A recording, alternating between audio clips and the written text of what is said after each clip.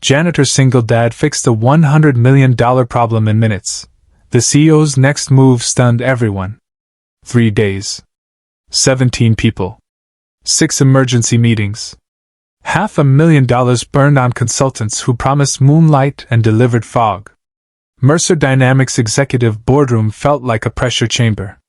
The wall-sized LED display pulsed with failure, crimson error bands, lost curves that refused to flatten, latency spikes that looked like EKGs for a heart about to quit. Around the table, engineers sat with shoulders knotted high and collars damp, each pretending to study their laptops while avoiding the one pair of eyes that could cut through stainless steel. Sloane Mercer didn't sit. She hovered at the head of the table, immaculate in a black suit that fit like a verdict. Her heels tapped once, sharp, metronomic, then silence fell so clean it rang. "You have 5 minutes," she said, voice cool as a walk-in freezer. "I want a solution, not another apology." No one spoke. A throat cleared. A slide advanced and immediately regretted existing. Sloane let the silence finish its work, then turned and left. The soft hiss of the hydraulic door closing sounded almost merciful. Outside the glass, a janitor in a faded gray uniform stooped to fish a crushed soda can from beneath a chair. One earbud hung loose, the other nested in his ear. He kept moving like someone who knew the building's rhythms better than most, where the carpet bubbled, which lights flickered, which doors stuck in humidity. He didn't look like anyone who could change the future of anything. But his gaze kept snagging on the room she just vacated, on the whiteboard that ran nearly the length of the wall, dense with symbols and arrows and the kind of handwriting that tried to disguise doubt as aggression. Gavin Brooks had learned long ago how to keep his head down without shutting his eyes. 36. Night shift. Single dad. The kind of man whose sneakers were clean because he washed them in the sink at midnight, whose phone screen was cracked but the glass never cut him. Most people at Mercer believed that was the whole story. Most people were wrong. He had once lived under a different set of fluorescent lights, the kind that hum over lab benches in Cambridge. MIT. Advanced AI. Top of his cohort, at least until life handed him a test with no curve, a hospital room, a hand he couldn't keep holding, a newborn with a future that suddenly had to come first. He withdrew, took work that paid reliably, and rewired his ambition into something sturdier than resume lines. Tonight, after the stampede of suits had thinned to echoes, he rolled his cart into the boardroom and propped the door with his mop. The air smelled like burnt coffee and disappointment.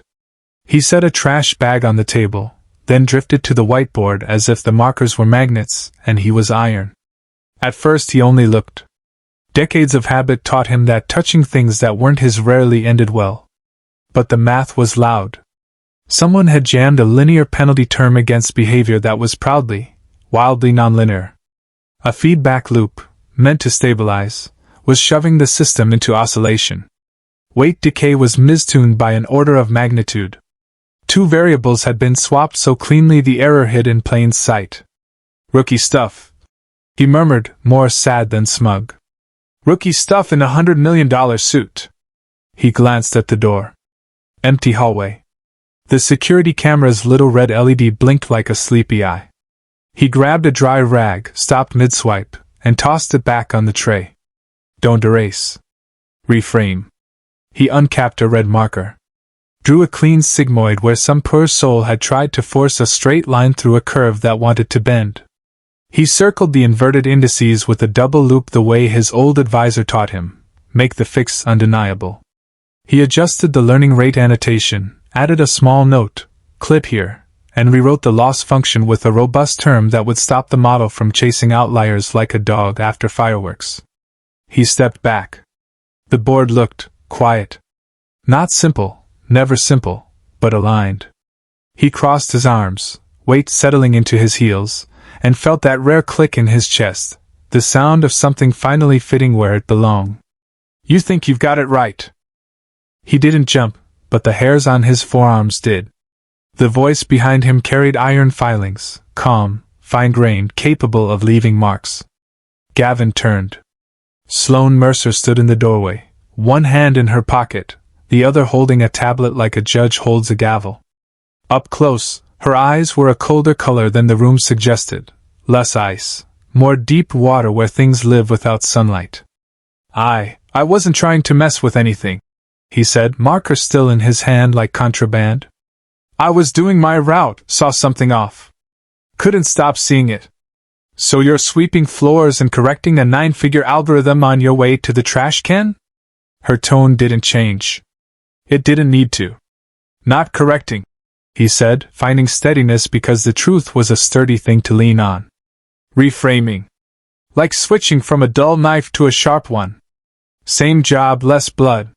For a beat, she said nothing. Then she crossed the room without hurry and angled the tablet toward the board.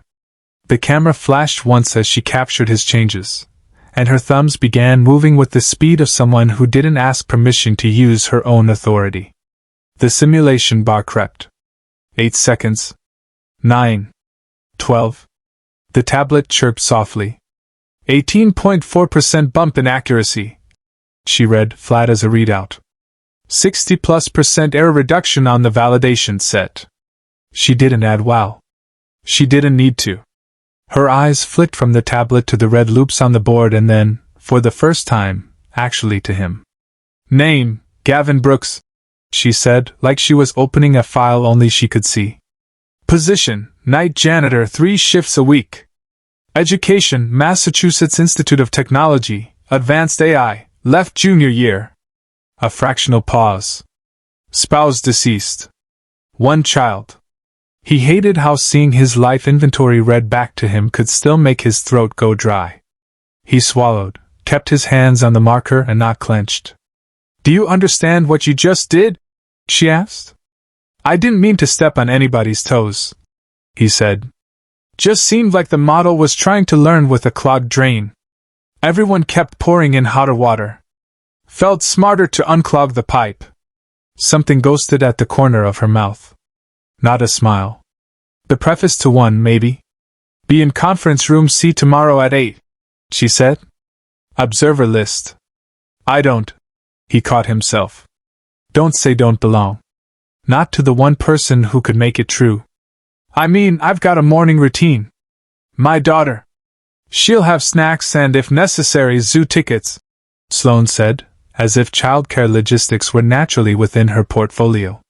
"What she needs is a reason to be proud of her father. After tonight, she may have one more."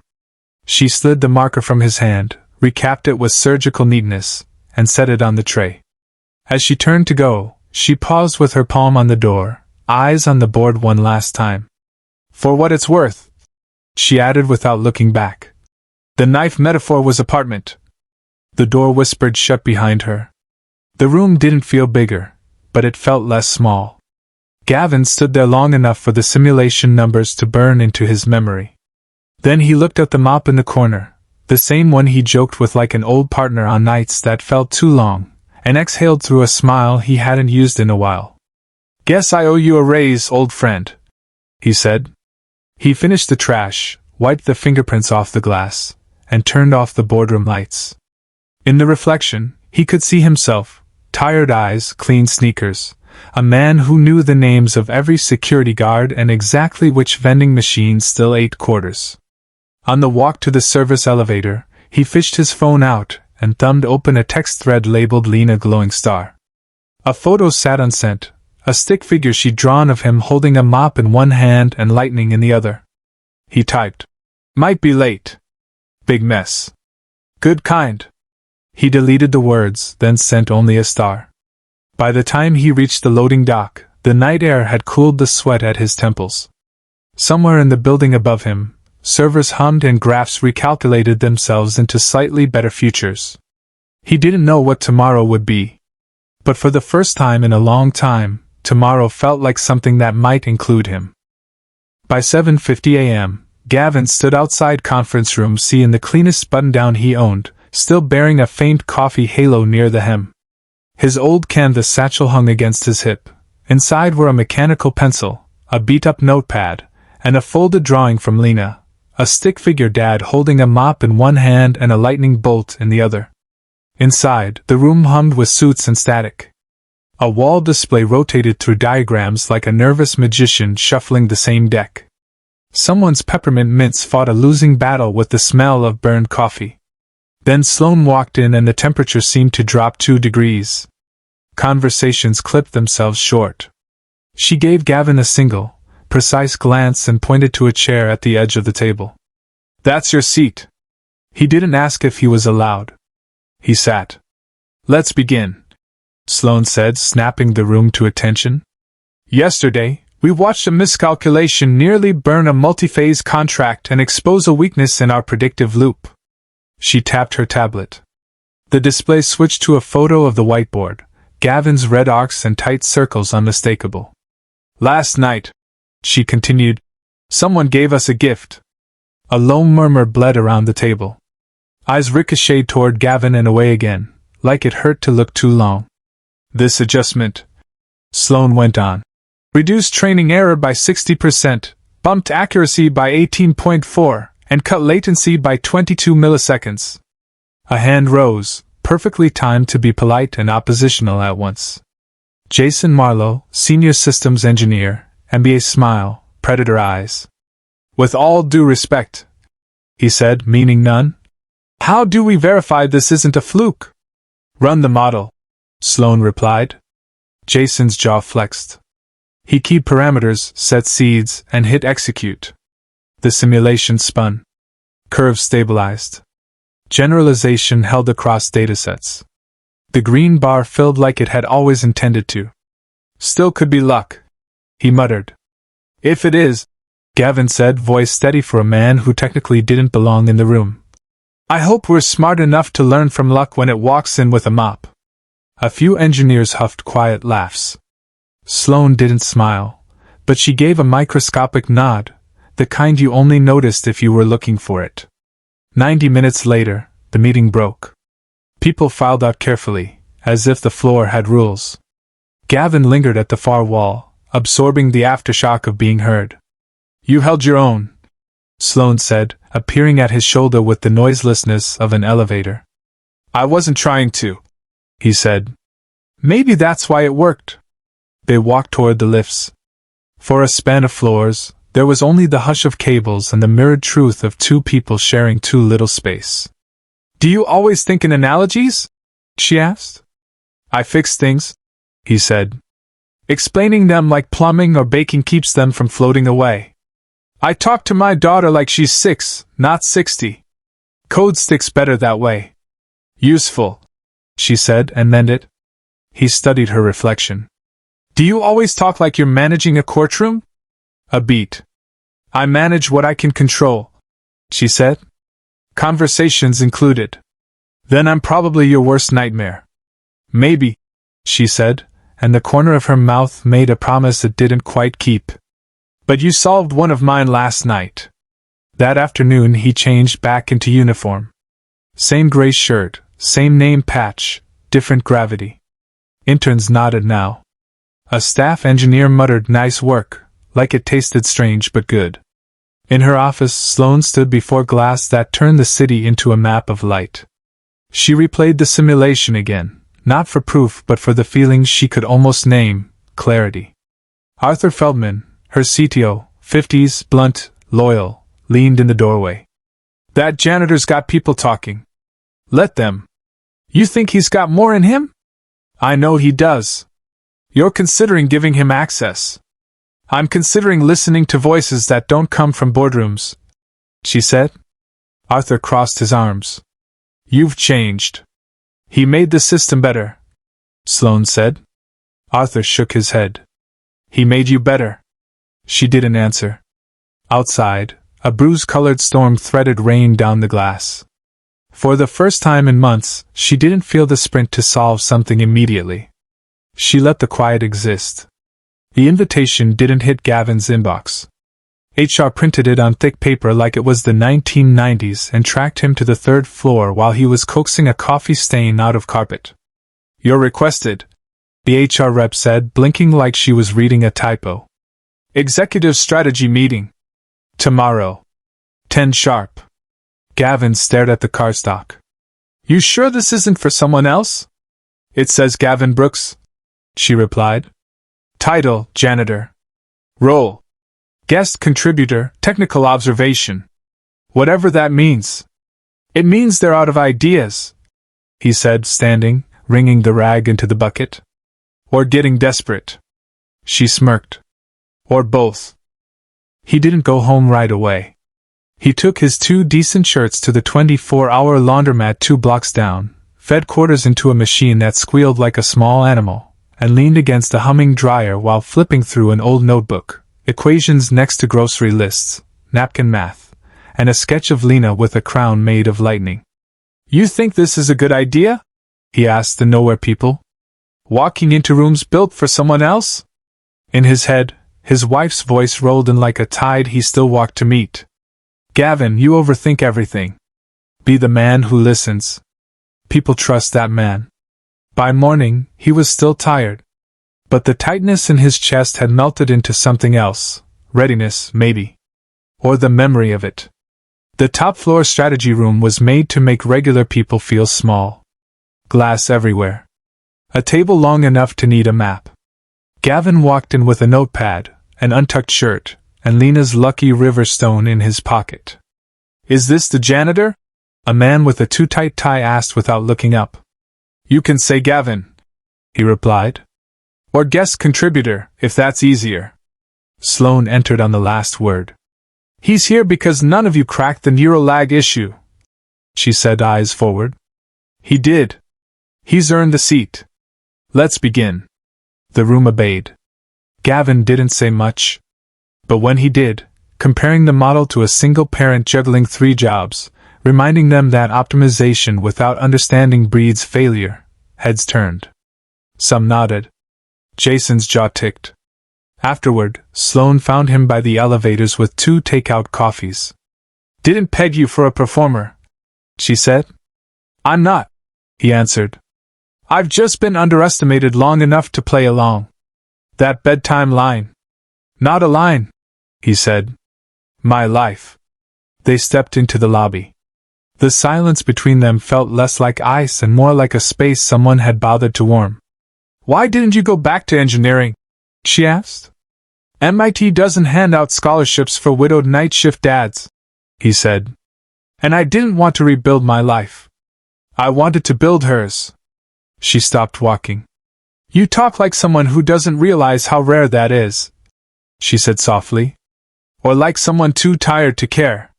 He didn't have an answer for that. He didn't need one. Back on the night shift, he found a new drawing tucked under his apartment door when he finally made it home. Lena had added a tall woman in a black suit standing beside the stick-figure dad. Above them she'd printed, in careful block letters, Dad plus Lightning Lady equals best team. He set it on the table where he wouldn't miss it at breakfast. Across town, in a corner office still lit against the storm, Sloane stared at the board's green bars and felt something unclench. She didn't know exactly what to call it. But she knew who brought it. The invitation came as a voicemail that didn't sound real the first time, or the second.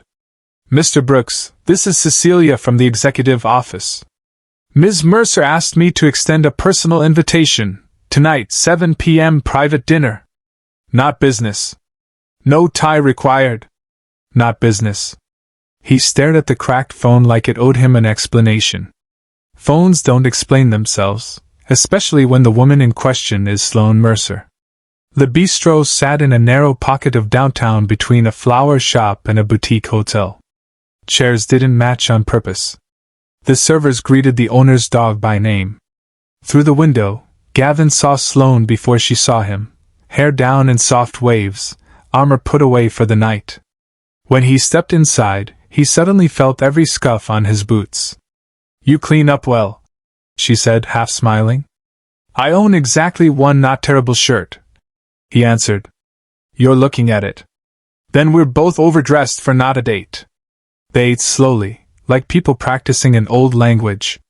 The clink of glasses filled the spaces small talk usually occupies. When she finally spoke, it wasn't about contracts or code. Do you know why I asked you here? Because you like watching underqualified men panic over wine lists? Because I haven't had a real conversation in 3 years, she said, eyes steady.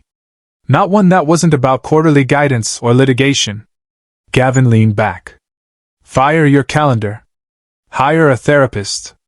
I tried. He quit after 2 sessions. Why? He said I made him anxious. She said it without irony. Gavin laughed, full and unfiltered, and to her surprise she laughed too. Quietly at first, then with something that sounded like relief. There it is, he said. The human part of the glacier. You always talk like this? Only when I'm too tired to pretend I belong here. They wandered from childhoods to the first time you realize your parents are just people, to favorite books, to bad movie endings. Finally, the conversation found the edge of the thing that had shaped them both. I still hear her voice sometimes, he said softly. When Lena falls asleep in the car. When I smell cinnamon on cold mornings. Your wife. He nodded.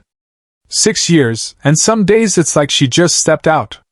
My mother, Sloane said after a moment, believed emotion was weakness in a suit. She taught me how to win rooms. Not how to leave them with anyone I could call. They fell quiet.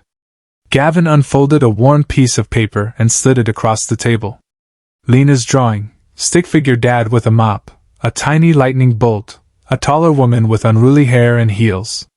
A son in the corner. A laptop next to a little bucket. She drew this after the meeting, he said. Said I looked like a hero who fixes machines and hearts with the same toolbox. Sloane studied the crayons as if they were a language she never learned to read. I've launched products on 5 continents, she said finally. Nothing has made me feel more seen than this. They walked out under a crisp, wind-clean sky.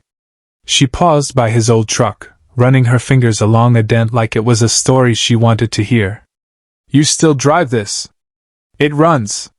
It's paid for. That combination is rarer than you think. You're a strange man, Gavin Brooks. Coming from you, I'll frame that as praise. He opened the door, then hesitated. Why did you really ask me tonight? Because I needed to remember what truth sounds like, she said. You don't perform. You show up. He nodded. That was enough. He had one foot in when she said, Gavin? He turned. I like bedtime stories. He grinned and closed the door gently, like not to scare the thing they'd almost named. The next morning, the building smelled different, like the air had been told to behave. A security guard he joked with last week stopped him at the turnstile. Sir, you're off the janitorial roster. What? CTO's orders. New clearance, executive access. Congratulations, I guess. In the elevator, Jason Marlowe stood with his tie too straight and his jaw too tight. Special technical advisor, he said without smiling. Must be nice to skip the ladder. I didn't skip anything, Gavin replied. I've been climbing for years, just on a staircase no one bothered to look at. Jason stepped closer. Advice? These people smile because Sloane says so. They're not your friends. You don't belong here. If I waited to belong, Gavin said evenly, my daughter would still be hungry. I'm here to build something that works. The doors opened on the strategy floor. 10 minutes later, they were locked in around the table. Gavin's optimization for the autonomous response model was on screen, clean, conservative, testable. We reran the numbers, Jason announced. His logic checks. We're not implementing. Sloane's head snapped up. Excuse me? It's untested at scale, he said. No precedent. PR risk. You want headlines about janitor code in $1 billion stack? Our clients don't buy folk tales. You're saying the math is fine but the resume isn't, Sloane said. We sell pedigree, he replied. Stability. Legacy. The room nodded in slow, safe increments. Gavin didn't flinch. He'd heard worse in rooms that mattered more. Sloane asked if I wanted to respond, he said. I do. He leaned forward, voice low but clear. I know I'm not what you expected. If the numbers work and the system improves, who's being unprofessional? The guy fixing the problem, or the team ignoring the solution? If I walked in with a Stanford degree and a $1,000 blazer, you'd call this bold innovation. Because I smell like bleach and wear my daughter's sticker on my laptop, you call it a liability. He let the silence take root. If a person's value is measured by how expensive their mistakes are, maybe we should change how we measure value. No one moved. Sloane stood, the word already decided in her posture. We implement the update. Jason said nothing out loud, but his glare was fluent. They found each other on the rooftop balcony that afternoon. The city lay below like a circuit board, rivers of brake lights, the hum of 1,000 minor problems. Tough room, Gavin said. They're used to polished origins, she answered. You're not. You fight for me. Why? Because you reminded me of something I traded for board seats and branding guides. What's that? That brilliance doesn't need permission. He smiled. Nice idea. Dangerous in the wrong hands. So is silence, she said. Silence followed anyway. A good one. By week's end, the building had developed a talent for going quiet when he walked in. Slack channels went still. Engineers who used to ask questions chose new routes to coffee. Only Arthur stayed Arthur, gruff, grounded, allergic to theater. He found Gavin in the break room one evening, hunched over a code window with a cup of black that should have been illegal. You rattled them, Arthur said, dropping into a chair. Didn't mean to. You didn't have to. You just exist. That's the threat. Gavin stared at the screen until the characters blurred. Am I wasting my time? Not if you remember what time's worth, Arthur said. And not if you're doing this for more than a paycheck. Gavin pulled a crease page from his pocket. Lena's drawing, edges soft from being held too often. I'm doing it for her. Then you're already winning. Arthur grunted, and left him with 2 sugars he hadn't asked for. That night, the apartment glowed with the warm, cheap light of a lamp that refused to die. Lena was building a puzzle, tongue caught at the corner of her mouth like concentration needed balance. Did they like your idea? She asked without looking up. Some did, he said. Some didn't. You told the truth? I did. Then you did your job. He kissed her curls and watched her slide a sky-blue piece into place. What if people don't like me for doing the right thing? He asked. Then find people who do, she said, matter-of-fact as bedtime. Also, we need more syrup. He laughed. I'll write it into the contract. Make it in purple, she said. Purple is for important feelings. She handed him a shoebox. Inside, a sandwich, 2 stickers, and a business card she'd made with markers. Gavin Brooks, fixer of things, solver of grown-up problems, full-time dad. You left out mop operator, he said. I upgraded you, she replied, sticking a star on his shirt. You're shining, Daddy. People are starting to see it. He held the little card like it was a deed and thought, not for the first time, that the right measurements had nothing to do with titles, and everything to do with who got better when you walked into the room. Sloane Mercer didn't notice the first time, just a mop bucket missing from its usual nook and a silence that felt ordinary in a building trained to swallow noise. By the 3rd day, the quiet changed shape. Conversations clipped themselves short when she passed. The stool in the back corner of the lab, the one he leaned on, hands in pockets, head tilted like he could hear a line of code thinking, stayed empty. Gavin Brooks was gone. No memo. No announcement. Someone quietly removed his name from a Slack channel. Another reassigned. Nightly code cleanup. The new updates had passed internal tests. The stock ticked up 4.7%. On paper, it was a win. On the observation deck above the testing floor, with monitors painting everyone ghost blue, Sloane stood alone and felt subtraction. Her gaze kept drifting to that corner. To absence. She should have been satisfied. The model held, latency smoothed, investors purred. Instead, she was counting the rooms that felt wrong without him. Back in her office, she set her tablet down and reached for a pen that wasn't there. Her desk was immaculate by design, files squared, cables routed, pens aligned like soldiers. But near the edge, barely visible unless the light hit just so, A faint brown crescent stained the glass, the ghost of a leaky thermos from his first morning in conference room C. "Sorry," he'd said then, rubbing at it with the cuff of his sleeve. "This thing leaks hope and caffeine in equal measure." She hadn't laughed then. She did now, unexpectedly, at nothing and everything. She palmed the stain, as if heat from her hand could fix what it meant. She didn't call facilities. She left it. The building emptied by 7. She wandered its after-hours skeleton like a stranger in her own museum. Hallways that usually bent for her wouldn't make eye contact. Past the sub-level elevator she paused by the dim break room. A corkboard sagged under shift reminders, charity flyers, and a photo of a birthday sheet cake with a plastic knife stuck in it. Pinned off to the side, nearly swallowed by posters for yoga and softball, a tiny white envelope waited. Written in purple crayon. To Ms. Mercer. From Lena Brooks. Her name, in a child's careful hand, knocked the air out of her. She looked once over her shoulder, as if touching it required privacy, then slid the paper free and sat on the bench by the humming vending machine. Inside, stars in the corners, each drawn with more effort than accuracy. In the middle, the message. "Thank you for believing in my dad. He used to smile when he talked about you. Now he doesn't smile much, but I still do. Lena, age 6 3/4. Sloane folded forward like someone had untied the knot in her spine.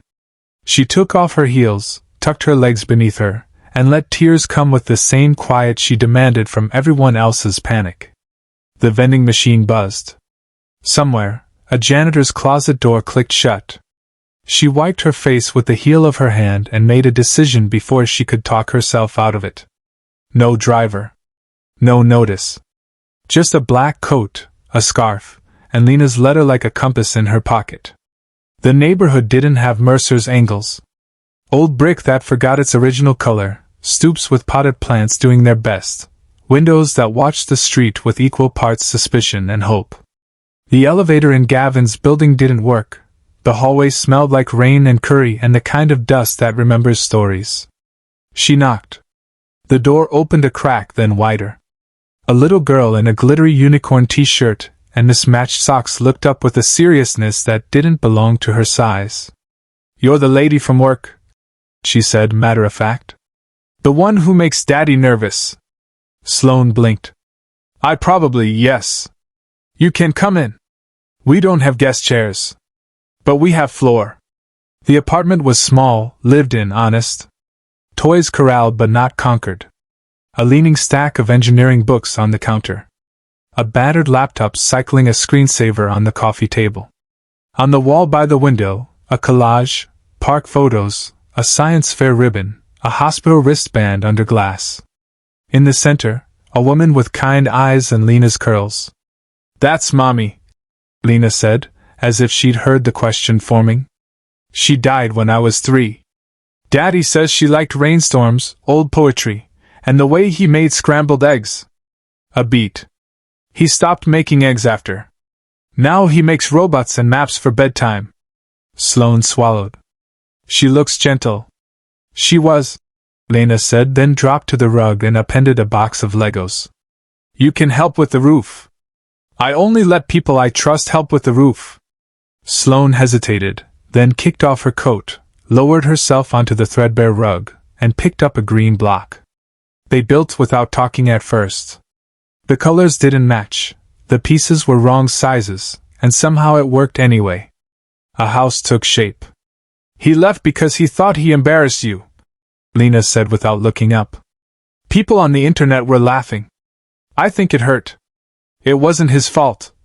Sloane said, the words steady because lying to a child felt like a crime. "And it didn't embarrass me." "Do you miss him?" Lena asked. Sloane took longer to answer than she expected. "Yes," she said finally. "And I didn't expect to." Lena handed her the green block like an oath. "If you make him smile again, I'll forgive you." Something in Sloane's chest broke and set correctly in the same breath. She nodded. "Deal." At the door, Sloane hovered. "Can I leave a message for your dad?" "Sticky notes are on the counter," Lena said. "Blue is for regular stuff. Pink is for important feelings. Sloane chose a pink one. She wrote 5 words, underlined once, and added her initials. We never got to finish. Miss M. She said it where he couldn't miss it and stepped back into a hallway that made every footstep echo like a second chance. Gavin found it hours later, Lena asleep under a blanket fort, a Lego roof balanced on her belly like a crown, the apartment holding its breath. He read the note twice, then a third time, and felt the tired lines of his face reorganize into something gentler. He slipped the pink square into his wallet behind a photo of a woman smiling in sunlight. We never got to finish. He repeated under his breath, and for the first time in days, the sentence didn't sound like loss. It sounded like a beginning with its sleeves rolled up. The sun hadn't fully burned through the haze when Sloane Mercer stepped off the subway into a neighborhood that wore its tiredness honestly. Old brick, laundry on lines, the smell of roasted peanuts and rain-soaked concrete. She climbed the stairs to apartment 3B, knocked twice, and heard the quick patter of small feet. The door swung open to Lena Brooks in a glittery unicorn t-shirt and mismatched socks, a paperclip holding back her curls. Ms. Sloane, she said like they were already friends. You came back. May I? Sloane asked. We don't have guest chairs, Lena said solemnly. But we have floor. Inside was lived in and careful, toys corralled, laundry folded in hopeful stacks, a battered laptop blinking on the coffee table. Sloane lowered herself into a beanbag that looked like it had survived a pillow war. We're making pancakes from scratch today, Lena announced, marching to the kitchenette. But we ran out of scratch. Sloane lifted an eyebrow. Scratch? You know, whatever the box means when it says it, Lena whispered. I think it's sugar or magic. Sloane laughed, a real laugh that surprised even her. May I sit somewhere that isn't sticky? The beanbag is only mildly suspicious, Lena said, waving her in. Sloane's gaze wandered to a wall collage, park photos, a science fair ribbon, a hospital snapshot, and at the center, a woman with kind eyes and Lena's hair. Your mom, Sloane said softly. She died when I was 3, Lena replied, not sad so much as certain. She loved rainstorms, old poetry, and the way Daddy made scrambled eggs. He stopped making eggs after. Now he makes robots and bedtime maps. He talks about her when he thinks I'm sleeping, Lena said, then added with a shrug. Sometimes I borrow Daddy's heart. It's extra big, but it gets tired. They built a Lego house on the rug, colors clashing, pieces refusing to match, a roof somehow holding anyway. Do you know why your dad left the company? Sloane asked, careful. He thought he made people uncomfortable, Lena said, hands steady on the bricks. He said some people get scared when the wrong person turns out to be right. The words landed like polished glass, clear, sharp, undeniable. Sloane reached into her coat pocket and set a tiny ribbon-tied USB on the floor. Can I give you something? Lena's eyes widened. Does it have dragons? Kind of, Sloane smiled. It's a game your dad helped design. Dragons that don't know they're dragons, until they fly too far and breathe fire. They think they're pigeons at first. That's awesome, Lena breathed, hugging the little box to her chest. Then, businesslike, if you make Daddy smile again, I'll forgive you. Sloane swallowed around the ache in her throat. Deal. Back at Mercer, she shut the blinds in her private conference room and told her assistant to hold calls. The tablet screen blinked awake. She began a memo, then deleted it, then started over. Not a memo. An invitation. A correction. At the top she typed one line and let her fingers rest there. Some bridges are worth rebuilding by hand. She didn't send it. Not yet. Instead, she went to find him in the one place he couldn't hide, real life. She waited in a hallway outside a public school that smelled of pencil shavings and hope. When Gavin appeared with a worn satchel and Lena's lucky stone tucked in his pocket, he looked surprised, then wary, then curious. You came all this way, he said. Most CEOs send an email, she replied. Most janitors don't solve logic trees with a whiteboard marker. A corner of his mouth lifted. What now? You want me to mop up the next crisis too? No, she said, voice steady. I want you to present at the investor summit. Silence, heavy and total. You want me to what? Take the stage. Explain the revisions you inspired. Walk them through the learning loop like you explained bedtime. He stared, half ready to laugh, half ready to run. Sloan, I don't do suits or speeches. Rooms with more than 6 people and 1 fire exit make me itch. You don't need a suit or a script. You need truth, she said. You have that in spades. They'll see the guy who used to clean floors. Good, she said. Maybe they need to. He searched her face for the trap and found only risk. Why me? Because I forgot what this company was built on, she said quietly. Not polish. People. And because if it goes wrong with my name on it while I'm standing beside you. He looked away, thinking of Lena, of rent paid in exact change, of nights when grief was a second shift. Then he nodded once. One condition. Name it. No teleprompters. No handlers. No voice in my ear telling me how to sound smarter. Deal, she said. And one more, he added, meeting her eyes. Don't disappear again. Not from me. Not from her. Something softened in her gaze. I wasn't planning to. 2 days later, the Pacific Grand Auditorium would fill with cameras and capital and the hum of 1,000 measured judgments. But as the school bell rang and children poured past like a warm tide, the future felt strangely simple. A stage, a voice, a chance to tell the truth without asking permission. 2 days later, the Pacific Grand Auditorium thrummed with capital and caffeine. Rows of investors filled velvet seats, murmurs rising and falling like a tide calibrating itself. Backstage, under a tangle of rigging and light, Gavin Brooks rubbed his palms on a clean but wrinkled shirt Lena had begged him not to tuck in. It makes you look like a magician, she'd said that morning, solemn as a judge. A really nervous one. He peeked through the curtain. At the very back, standing, not sitting, Sloan Mercer watched the stage as if it were a bridge she decided to cross without checking the guardrails.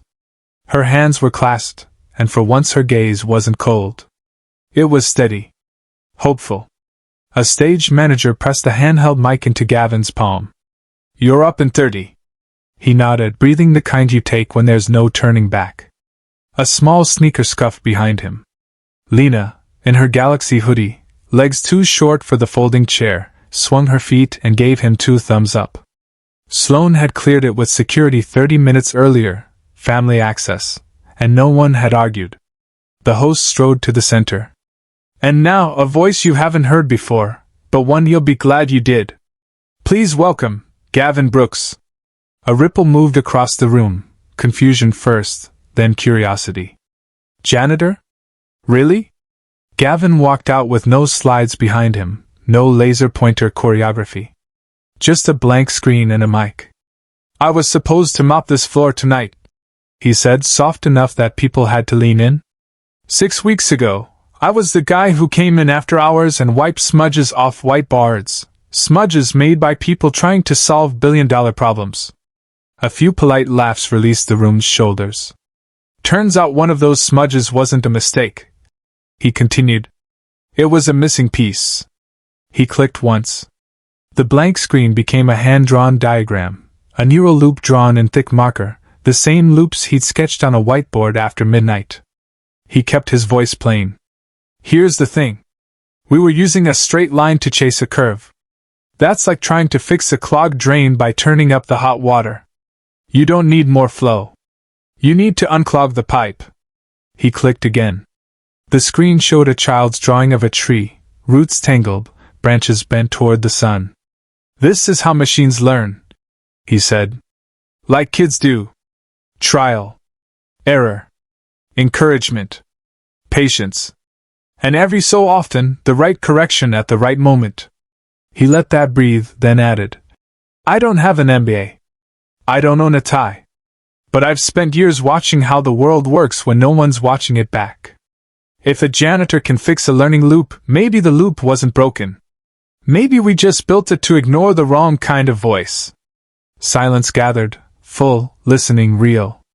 In the front row, a woman in a red blazer started clapping. Another joined. Then the room stood, investors, analysts, board members, applause spilling up to the rafters. Not for polish. For clarity. For nerve. For truth told without armor. Backstage, Sloane exhaled like she'd been holding her breath for a month. Lena tugged her sleeve. He didn't use any fancy words. That, Sloane whispered, is why it worked. Gavin stepped into the wings, pulse pounding a calmer rhythm now, relief more than adrenaline. Before he could find his footing, Arthur Feldman, board chair, famous for smiling exactly never, appeared with his hand extended. That, Arthur said, voice warmed by something like pride, was one hell of a presentation. Thank you, sir, Gavin said, still catching up to the present tense. You're not the janitor anymore, Arthur added. Effective immediately, we'd like to bring you in as lead innovation advisor. Gavin blinked. Words jammed. He managed, I don't know what to say. Don't say anything, Arthur replied. Just keep doing whatever you did out there. He clapped Gavin's shoulder once and vanished into a knot of donors. For a moment, Gavin stood alone in the hum, the title landing like a weight he actually wanted to carry. Then Sloane was there, no entourage, no distance. Just her. I think you just saved our year, she said, voice uncharacteristically unguarded. That wasn't the plan, he answered. The plan was to say something true and hope it landed. It landed, she said. A beat. Perfectly. He glanced past her. On a velvet bench, Lena had fallen asleep, mouth open, fists curled around a plastic game cartridge she was sure held dragons. He lowered his voice. You still owe me one. Do I? She asked, eyebrow tipping. You never told me why you really came back, he said. Not the investor-friendly reason.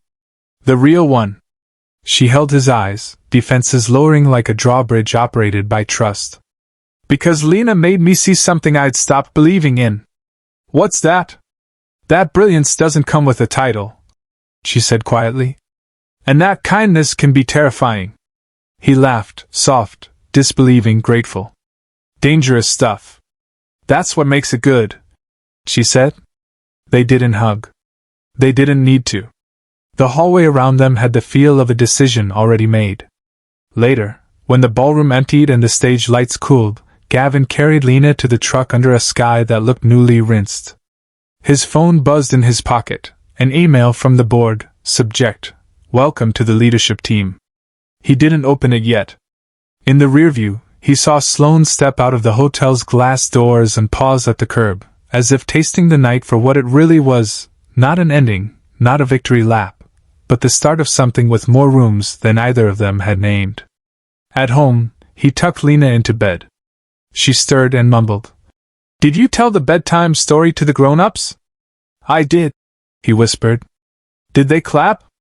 Loud enough to scare the dragons. She smiled in the dark and drifted off. Gavin stood a while longer, the apartment quiet around him, the kind of quiet that used to feel like emptiness and now felt like space. On his kitchen table, he laid out 3 things side by side, Lena's crayon business card, Arthur's new title in his inbox, and a pink sticky note he had moved into his wallet. We never got to finish. Miss M. He read it again, and for the first time, the words sounded less like a question and more like a promise. The boardroom had been stripped of its theater, the spotlights cooled, the screens black, the applause only a rumor trapped in the carpet. Gavin stood at the window with a lukewarm cup of coffee, watching the city hum as if nothing had changed. Behind him, the door eased open. Didn't expect you to still be here, Sloane said, voice gentler than he'd ever heard it. The same black blazer from the presentation hung a little looser now, as if pressure had been siphoned out of the seams. Didn't expect to feel like I belonged here, he answered, not turning yet. The silence that followed wasn't awkward. It was thick with the kind of words people rehearse and never say. She took the chair at the head of the table, then abandoned it after a heartbeat, and crossed to him, stopping just shy of arm's reach. "You were brilliant today. I didn't memorize a word," he said, finally facing her. "That's probably why it worked." He held her gaze. "So why do I still feel like I might wake up in my old uniform tomorrow?" "Because people like us don't come from worlds where dreams feel safe," she said, the admission quiet and exact. "We build.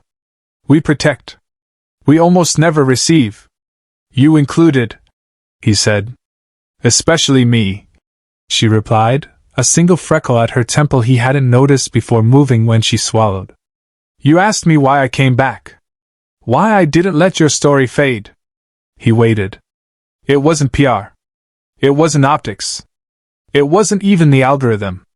She looked down at her hands, fingers lacing like she was bracing for recoil. "You made me feel something I hadn't felt in a very long time. You look at broken pieces like raw material. Not trash. That terrifies me, in a way I don't want to run from. I'm made of broken pieces," he said simply. "Exactly," she exhaled.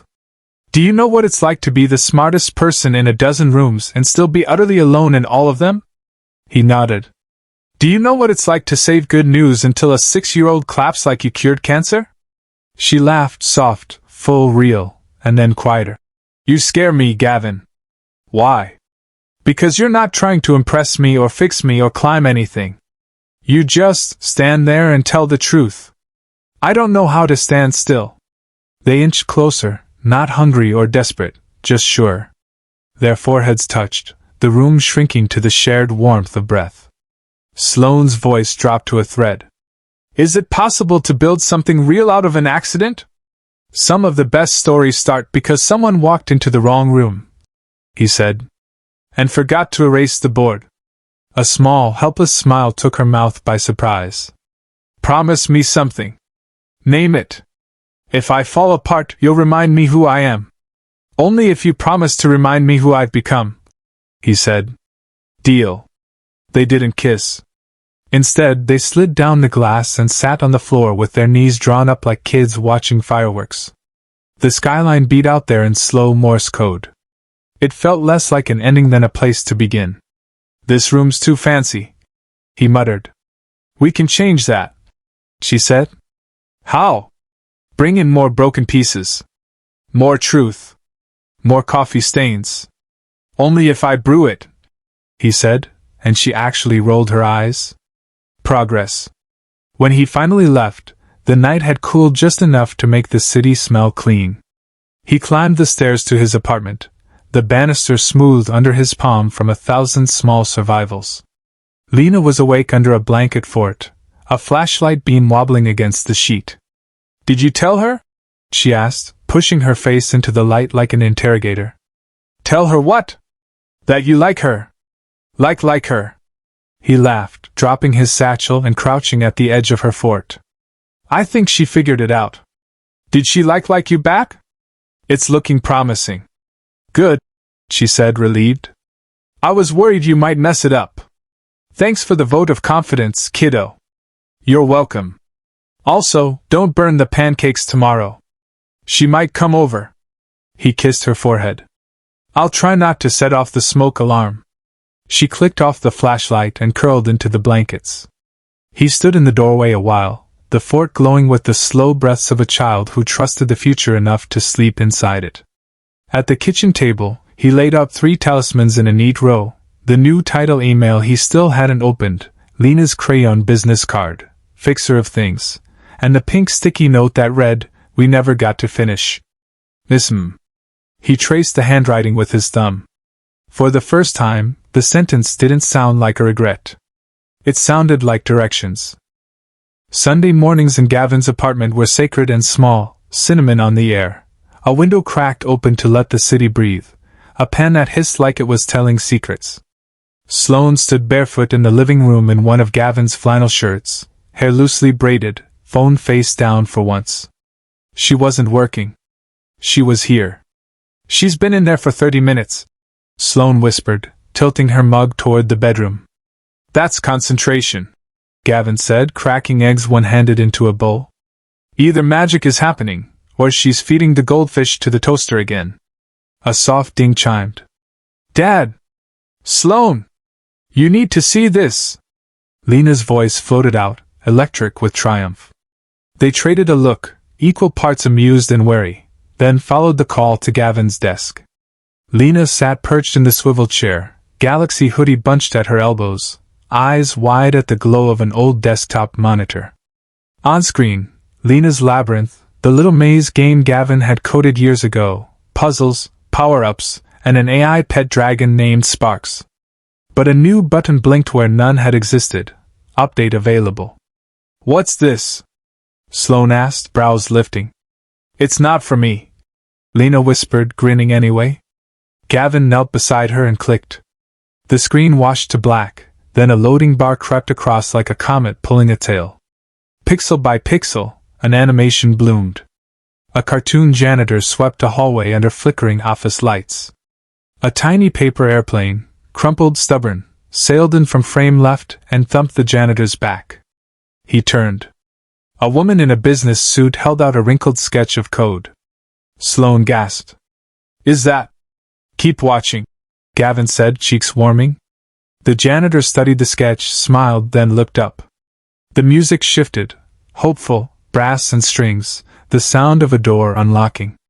A little girl burst into frame on a dragon's back, scooped the janitor and the woman into the sky, and they soared over a city skyline, trailing binary like fireworks. They landed on a rooftop under stars. The animation faded to black. White text appeared, one line at a time. Dear Sloan. If you're reading this, press enter. Sloan looked back at Gavin. This is really happening? You'll want to press it, he said, suddenly shy. She did. A slow cascade began, photos, drawings, and little recordings stitched together, grainy security footage of a man with a mop scribbling on a whiteboard after midnight, Lena holding up a world's best dad mug like a trophy, Sloan asleep on Gavin's shoulder during a late brainstorm, pancake batter everywhere, a Lego dragon perched on a windowsill, a pink sticky note tucked into a wallet. Between the frames, tiny captions blinked, truth, clarity, second chances. The final card filled the screen. You gave me back my voice. You didn't fix me, you stood beside me while I grew. Will you be part of our family forever? Gavin stepped behind her, steady as a handrail, and opened a small box. A simple gold ring sat inside. No diamonds. No fanfare. Real. It's not perfect, he said. Neither are we. That's why it's true. Sloan turned, eyes bright with a kind of fear that wasn't about danger at all. It was about joy. You didn't just write a proposal, she whispered. You wrote our story. From the doorway, Lena crossed her arms, one eyebrow high. Say yes, please. He can't cook alone. They laughed through the tears because there was no other way to carry that much light. Sloan slid the ring on. Perfect fit. Yes, Gavin Brooks, she said, voice thick and sure. Yes. 1,000 times yes. That evening they climbed onto the fire escape with paper bowls of too sweet ice cream, the city pinkled around them. Car horns and church bells braided the air. Lena tucked herself under Gavin's arm. Sloan threaded her fingers through his on the other side. For a long spell they said nothing. What do we tell people? Sloan asked, head against his shoulder. The truth, Gavin said. That a janitor fell in love with the CEO. That a man who nearly gave up found a woman brave enough to stay. That a little girl with a dragon changed everything. Exactly that, Lena mumbled, not bothering to open her eyes. Sloan smiled into the breeze. That's not a story, she whispered. That's a miracle. Funny how the smallest things do the biggest work, Gavin said, kissing the top of Lena's head. Weeks later, titles would catch up to reality. Lead Innovation Advisor stamped on a badge. A new card outside a door that used to be off limits. A lab where the best idea won, regardless of whose uniform delivered it. Mercer Dynamics would start hosting monthly open board nights, custodians and coders and cafeteria staff pitching fixes on an equal stage. Sloan would call it the Listening Lab. Arthur would pretend to hate the name, and then brag about it to anyone with a tie. At home, Sunday mornings stayed ordinary on purpose. Pancakes were frequently overcooked. Dragons occasionally burned imaginary rooftops. The windows stayed cracked so the city could breathe with them. On a Tuesday that felt like a beginning, Gavin found the pink sticky note in his wallet again. We never got to finish. He smiled and stuck it on the fridge beside a new crayon square, 3 stick figures, one with a mop, one in heels, one with a dragon, under a sun drawn so big it bled off the page. He'd spent years cleaning other people's messes. Now he was building something of his own. Not a fairy tale. Not a rescue. Just 3 imperfect hearts choosing each other over and over, in boardrooms and kitchens and in the quiet between. And if you asked him when it changed, he'd tell you the truth. It didn't happen under a spotlight or inside a contract. It began the night a man with a mop set down his bucket, picked up a red marker, and refused to erase the thing he knew was right.